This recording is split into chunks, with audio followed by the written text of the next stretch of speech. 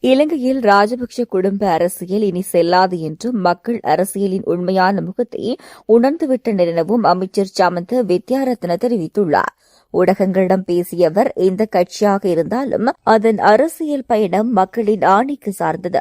மக்கள் மறுத்த அரசியல் சக்திகளுக்கு என் எதிர்காலம் இல்லை என வலியுறுத்தியுள்ளார். இன்று மக்களின் அரசியலின் உண்மையை தெளிவாக புரிந்துள்ளனர். ஐஸ் போதைப்பொருள் மற்றும் அடிநிலை குற்றவாளிகள் தொடர்பான துர்நாற்றத்தையும் அவர்கள் அடையாளம் கண்டுள்ளனர்.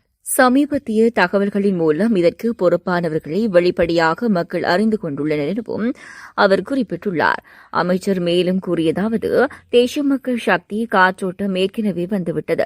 மற்றொரு அரசியல் காற்றுக்கு இடமில்லை. பல விஷயங்கள் இப்போது வேறறுக்கப்படுகின்றன. எதிர்காலத்திலும் இன்னும் பல மாறுதல்கள் நிகழும். நாம் எந்த வகையான ஊழல் அரசியலும் இந்த நாட்டில் வேறொன்று அனுமதிக்க மாட்டோம். ஊழல் அரசியலின் கருவறையை நீக்கியுள்ளோம். அதிலிருந்து ஒரு நல்ல அரசியல் பிறக்க முடியும் என குறிப்பிட்டுள்ளார்.